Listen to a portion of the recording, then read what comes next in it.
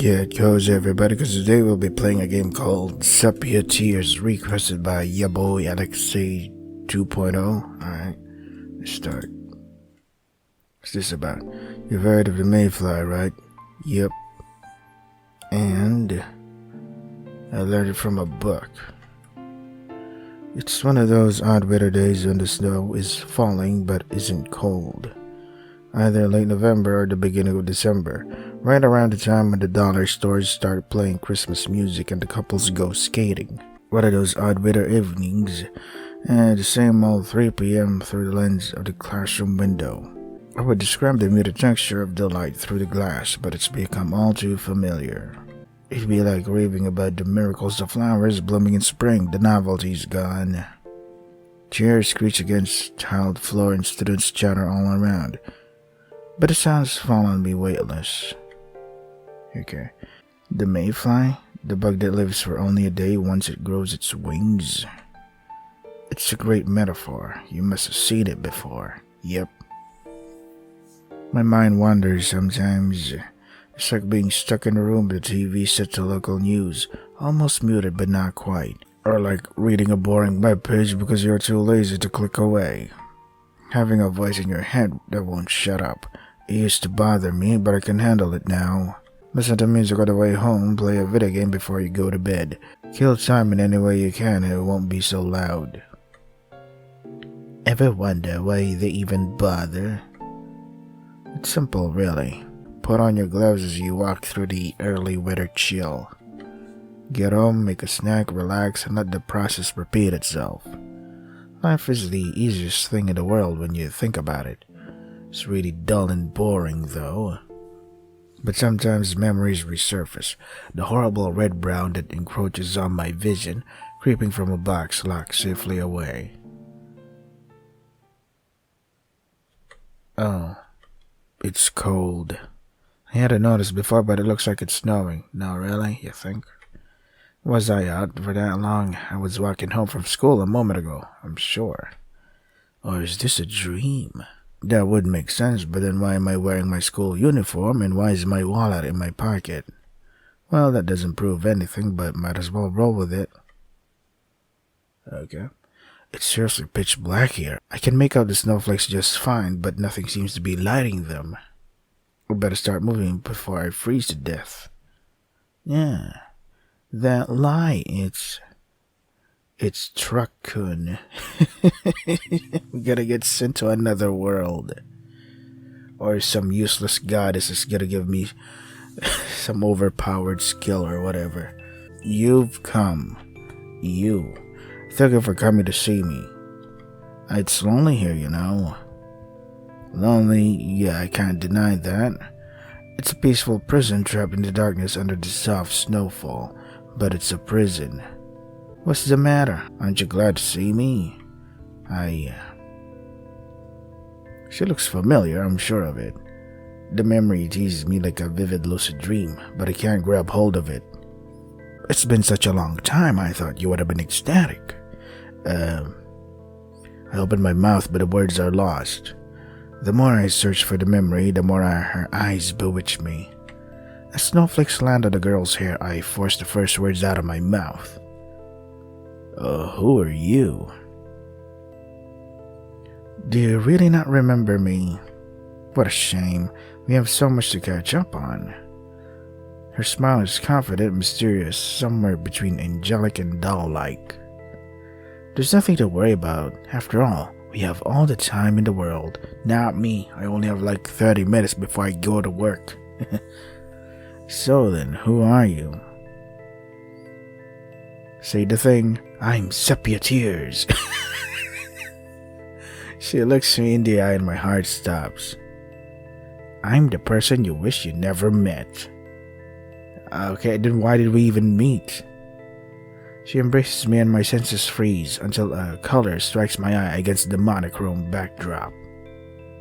Hanging in the stillness, a red ribbon drifts from the side of her hair.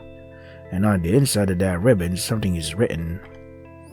But just as fantastic as that is the fact that the words are scrambled, blurred, even though my eyes are only inches from it. That ribbon, don't you remember? It was your... Her voice fades away. I glance at the ribbon again, but before I can move closer, my stomach flips upside down. Wah. The girl's warmth fades from my arms. Ah. Is she disappearing? This whole world is... A knife pierces my heart as I realize something. It's not this world that's disappearing. Oh. It's me. What a twist. Okay.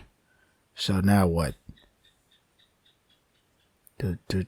Come on, do something. Am I supposed to click on something? Oh, okay. Day 1, reunion. Oni-chan, are you up? That sounds familiar. Mark, we're going to be late. Yeah. Are you even listening to me? Yeah, I heard you. Jeez, it wouldn't kill you to be a little more gentle? Gentle, but I'm your cute little sister. I'm automatically gentle. That's like saying I'm automatically dependable because I'm your older brother. Wait. See? If you're not the dependable sibling you're supposed to be, that gives me the legal right to find new and exciting ways to tease you. And who was it that wrote this law? More importantly, I have a history test this morning, so I'll leave you behind if I have to. Pouting, my diligently evil little sister runs down the stairs. Oh, if only little sisters actually acted like this. And they don't. They just punch in the face. I mean, I punch back, but then again, she punches harder.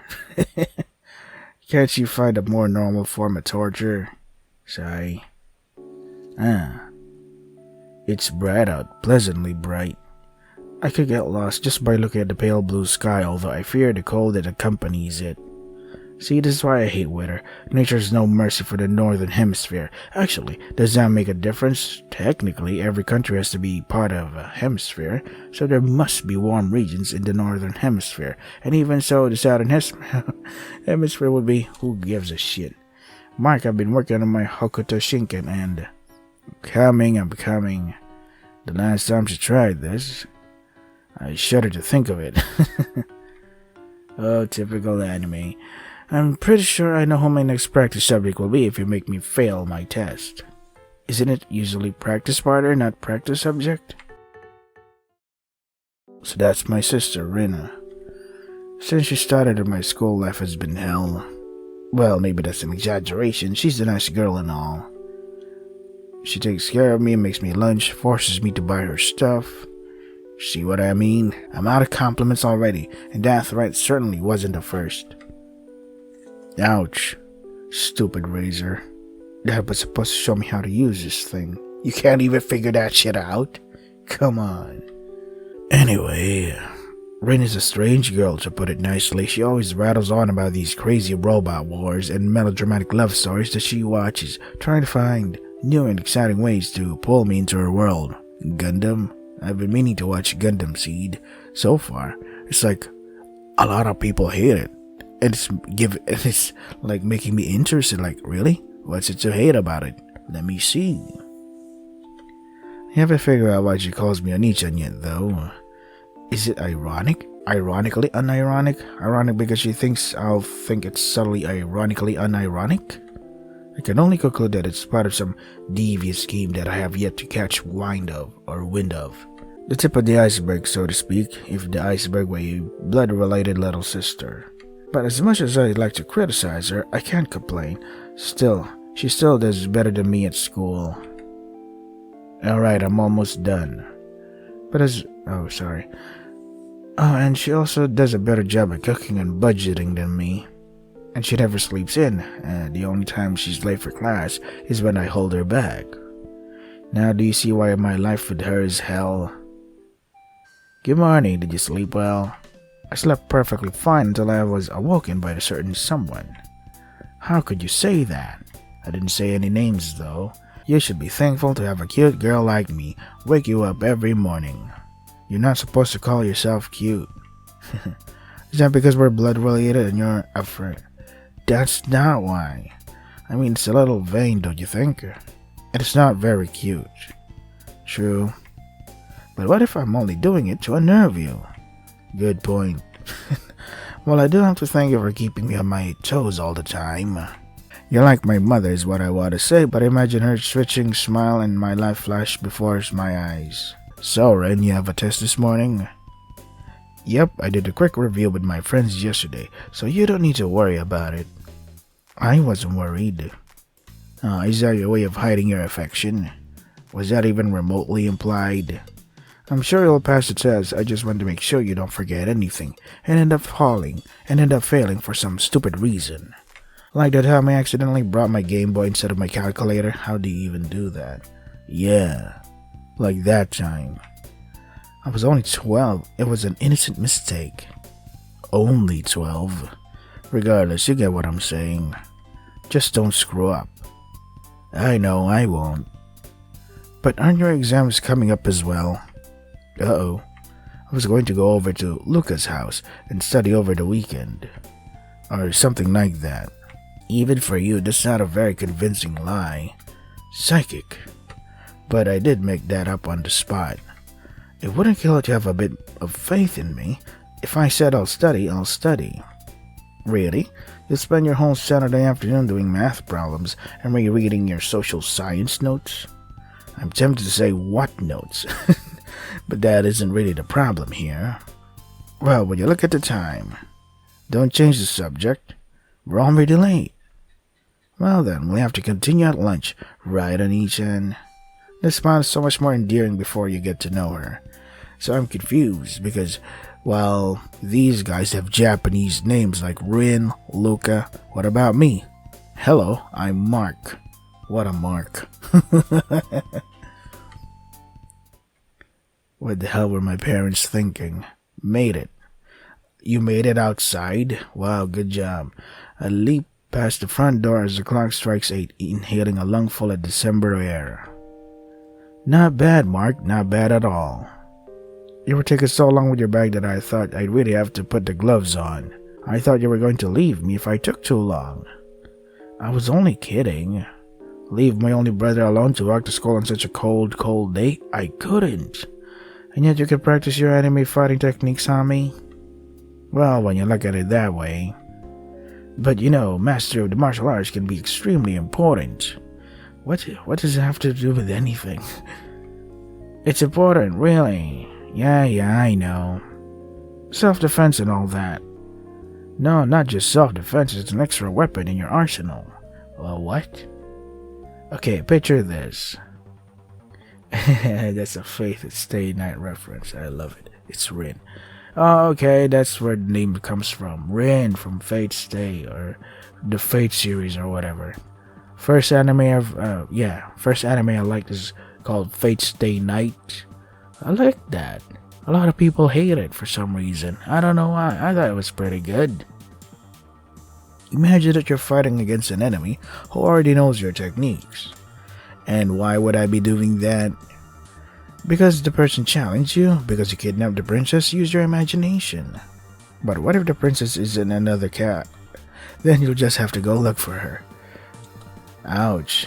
Anyway, let's say you end up in combat with someone who knows that you're good with long-range weapons like a crossbow. They already know your weakness. All they have to do is dash forward and fight at a closer range. The archer won't be able to react fast enough and the attacker will have the advantage. But what if you're using a mid-range weapon, like a lance? A lance? That's easy. A well-trained warrior would be proficient with both bows and axes. And everyone knows that the axes beat the lance. True, but couldn't you just learn magic and attack from a distance? Yeah, but what if your enemy knows that you're a magician? A skilled axe wielder will eliminate you with a single strike, no critical necessary. Every magician needs an ace up their sleeve. And that ace is the martial arts? That's one option. You see, magicians draw their power internally, not externally. Oh god. Do I really need to read this? Magic, unlike sorcery, flows through a natural internal circuit before it can be used in the form of a spell. The use of these circuits can drain much of an amateur's magical energy, resulting in the weakening of the magus's combat ability. In this scenario, even the trained mages would be susceptible to the attacks of an ordinary human, more so if such human is skilled with hand-to-hand combat. Though it is an unlikely scenario, it would be prudent for a magus to. Enough with the info dumps. Thank God. Fine, I don't need you. She taps the Twitter icon on her phone and runs away. What? Did you just leave me alone? Okay, I may have been a bit hard on her back there, but this isn't a bad outcome either. You think the streets will be a bit more busy in the morning, but no one ever passes by here. Wow, what a lucky street. I wish I could have that kind of luxury, having a street all to yourself. It's hard to get used to it if you're from the city, but I've lived in the suburbs my whole life, and I like the peace and quiet. It's nice. Let's your mind wander. Let your mind wander to things you'd rather avoid. Wonder who that Mark. Huh? What was that? I look around and momentarily spot a figure, but it disappears before my eyes. Strange. She looked familiar. Meh. Can't be that important. 2 weeks later. Wow, what a time skip. I would look back on that moment as the first in a series of very, very little assumptions. Mark, you're actually early. But you just said 2 weeks, sure. Wait, does it take 2 weeks for me to go to school? You're actually early.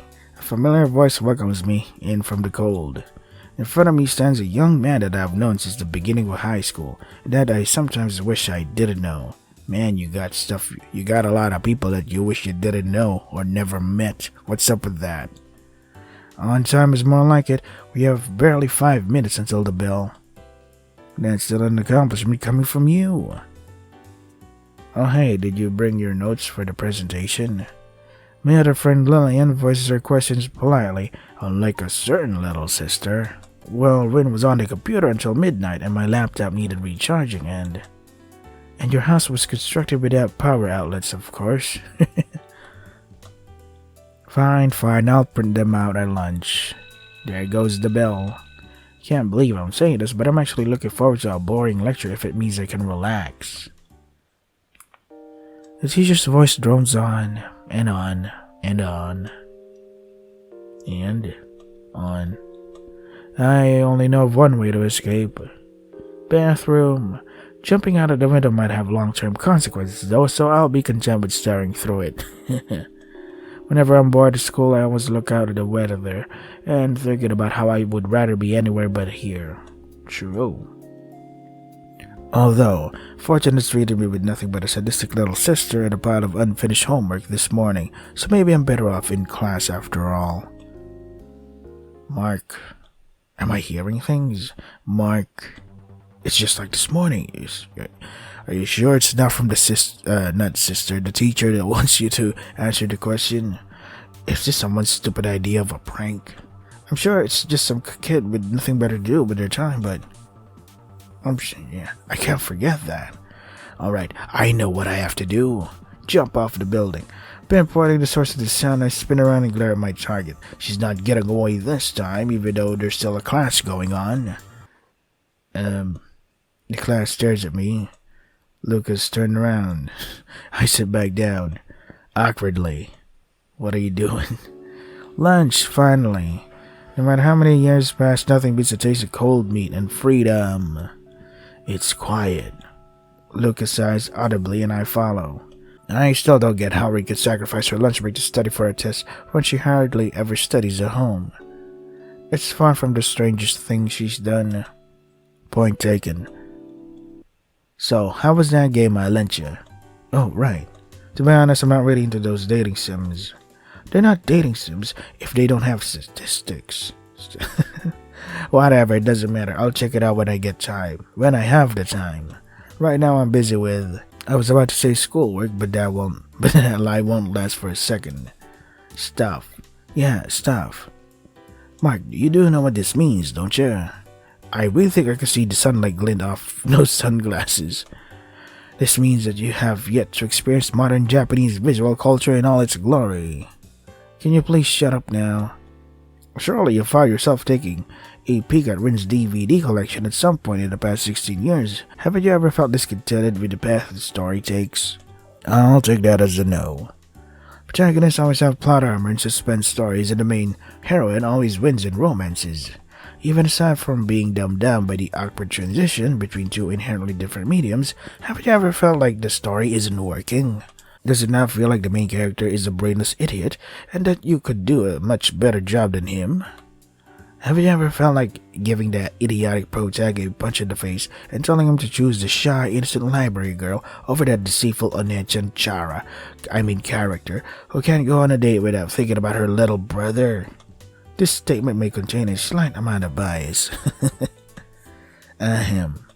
At any rate, there's only one solution to problems like these. You play the game.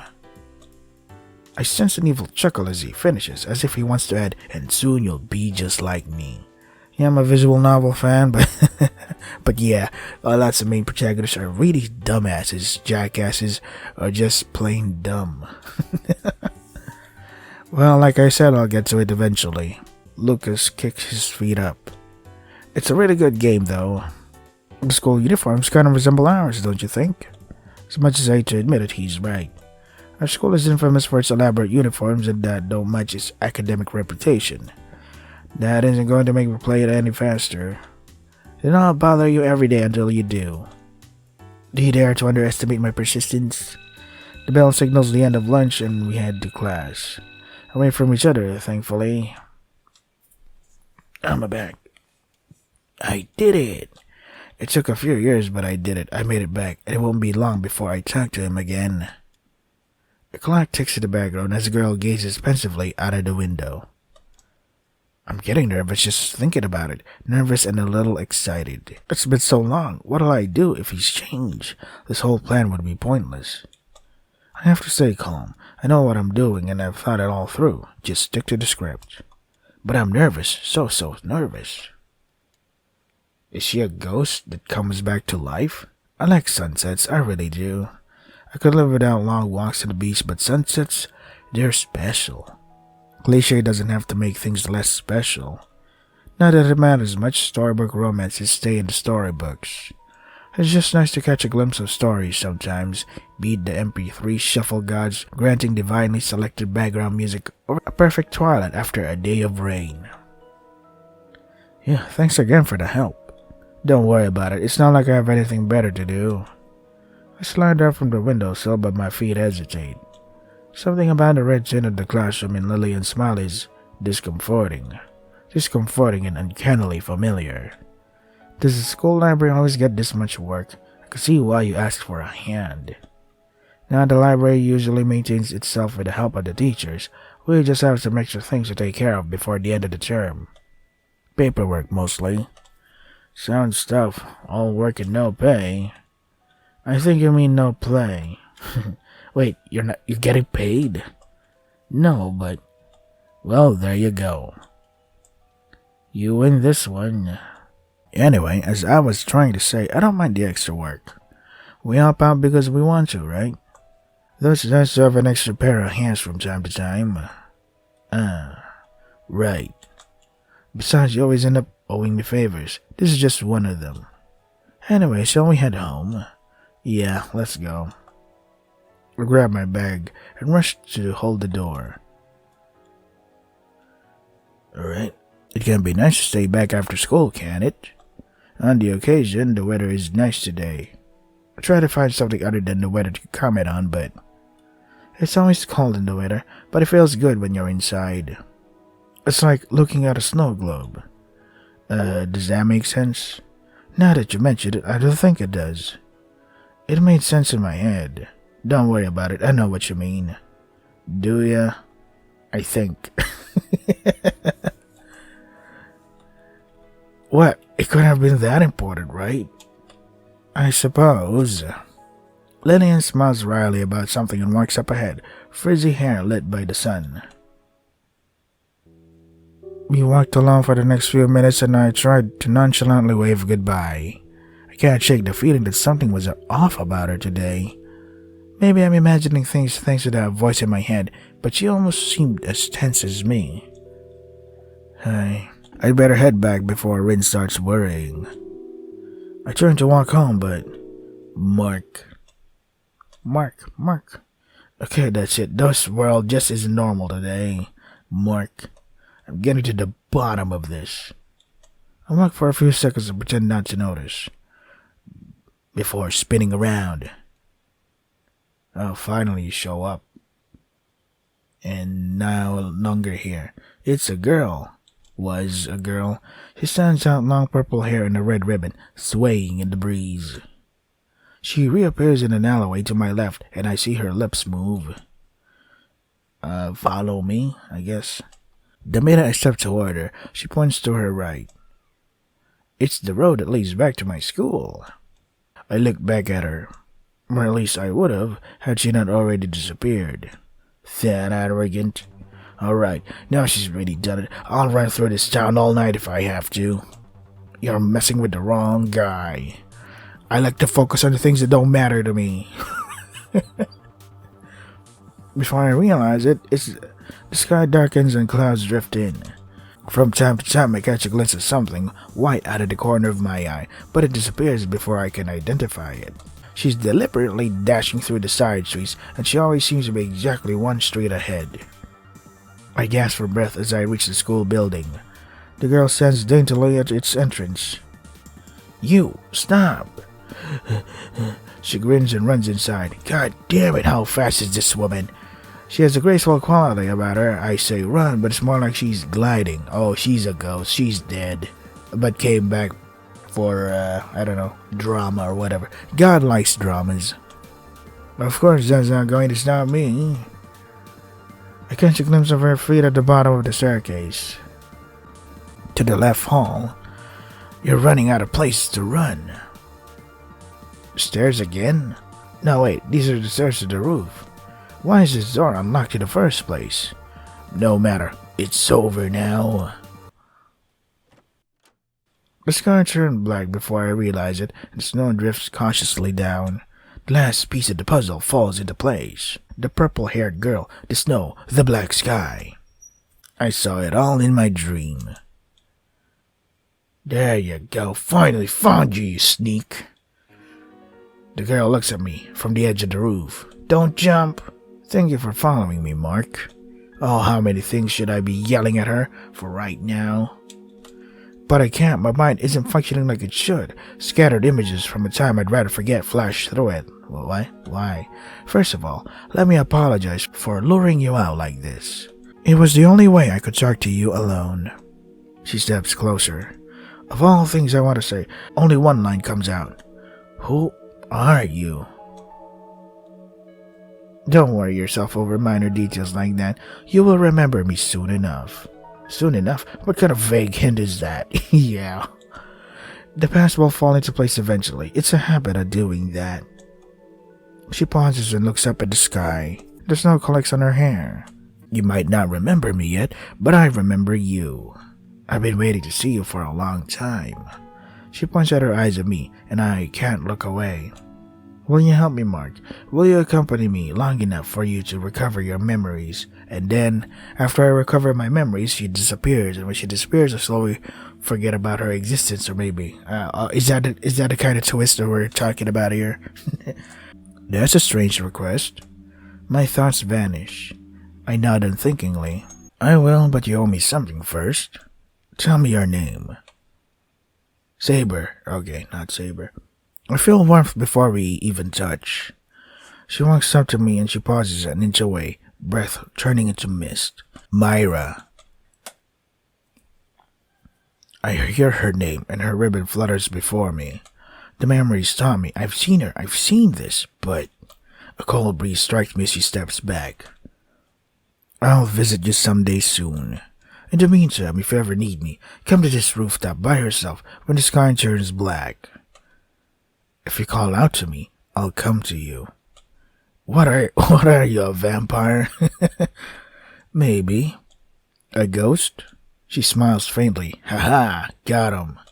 I'll leave that up to you. One by one, her footsteps grow distant. Well then, goodbye, Mai.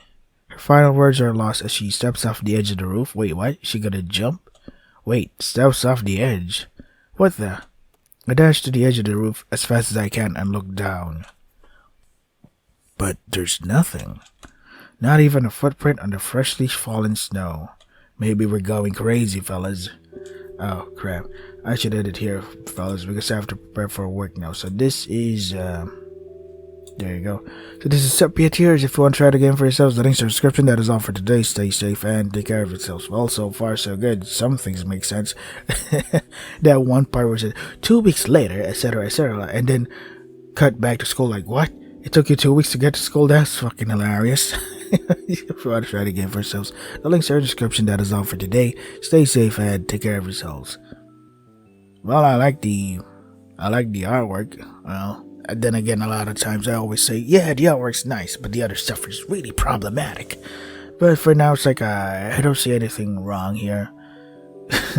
I think the writing is kind of self-aware of the anime tropes. I mean, that's not bad. It's not bad. So far, so good. Wonder what kind of ghost Myra is. Yeah, I'm thinking something like, maybe she used to be. Yeah, that would be a tragic curse or whatever, because if you fell in love with a human because you're some kind of non-human entity or whatever, like every time you remember Myra fully, she disappears and you're like, God damn it. And when you forget about her completely, she slowly comes back in existence. Wow, what a tragedy. I mean, that's my theory anyway, but I still don't have enough information to conclude that.